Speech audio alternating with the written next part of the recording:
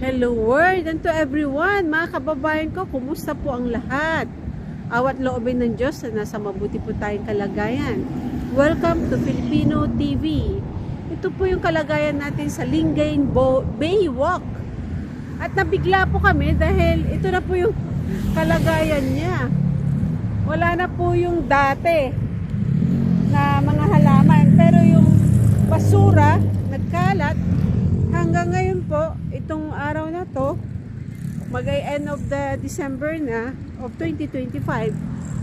Pero instead na dito po sana tinambak dito yung mga inalis na mga halaman, yung mga trees na nabigla po kami dahil ang pangit. Diyan po na itambak yung basura po dito. Sobra po yung natambak. Yan. At anong araw at anong oras na po ba ngayon? Today is Saturday, November 27. December 27. Nako, natambak po dito. Dito po itinambak. At hindi pa po ito nalilinisan hanggang ngayon. Obvious naman po. Yan, oh. Ito, ang dami pang plastic. Shout out to Provincial Capital of Lingayen, Pangasinan, to Local Government of Lingayen, Pangasinan. Ito po yung sitwasyon natin dito sa Lingayen Baywalk, Lingayen, Pangasinan. The capital of Lingayen, Pangasinan is Lingayen. Grabe po yung basura. Yan oh, kaya delikado po pag may maliligo. Usually nagpapaaraw po at nagpapahangin po tayo dito, pero delikado po eh. Marami pong basura oh. Shout out to Governor ng Lingayen, ay ng Pangasinan, Governor Gico. Shout out po sa inyo, sir, at sa mga LGU ng Lingayen. Ano na pong nangyari at wala pong properly garbage po dito. Yan oh, tambak po yan. Delikado po ang ating kalusugan pag ikaw po ay maligo. My goodness. Yan oh, instead na doon itatambak sa una, dito po itinambak dito sa may malapit sa dagat. At hindi pa ako makapag-coverage po dito, mga kababayan ko. Welcome po sa Filipino TV. Please subscribe to our channel, Filipino TV and Filipino Life Stories. Nako, nabigla po tayo at hindi po ako makatiis na hindi po ito ibahagi sa inyo, yung mga taga-Lingayen. Shout out to everyone. At ito po yung kalagayan po natin dito sa Lingayen Beach. Marami pa namang kabataan, mga bata, mga grabe. Yung basura instead na dito po itinambak dyan sa una, dito po napunta. At hanggang ngayon itong araw na to, napaka-busy ng ating governor. Napaka-busy ng ating governor ng Pangasinan. Shout out po sa inyo, sir, Governor. Ito po yung kalagayan ng ating Lingayen, one of the tourist spot of Pangasinan, Lingayen Beach. Bakit po naman ganito, sir? Pati sapatos, yan oh. Dami.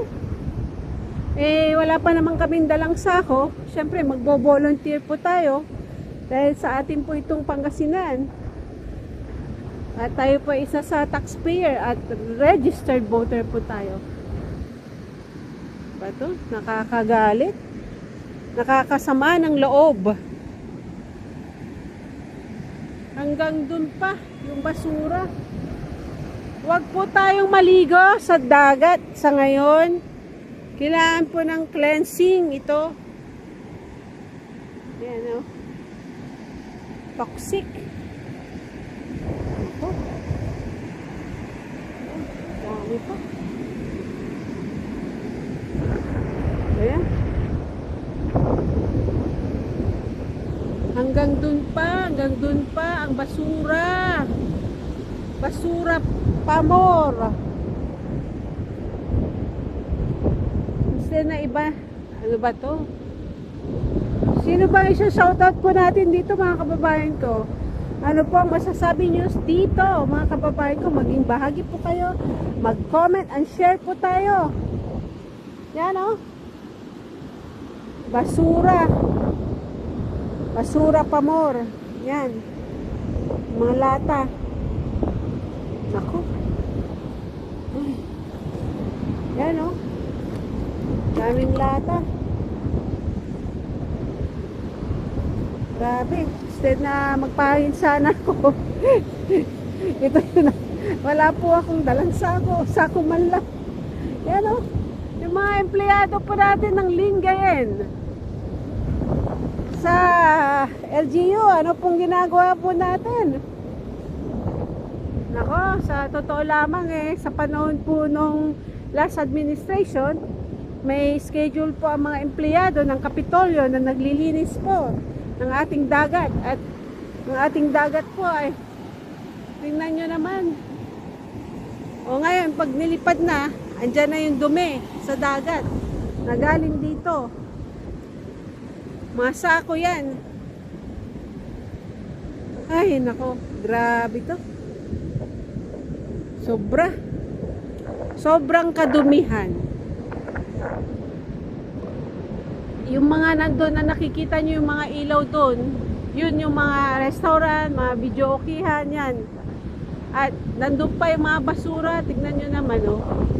Paano po tayo papasyal pagka ganito? Diretso pa po yun, hanggang doon pa, hindi pa po natin naabot dahil atrasado na po yung ating oras. So part 2 po tayo.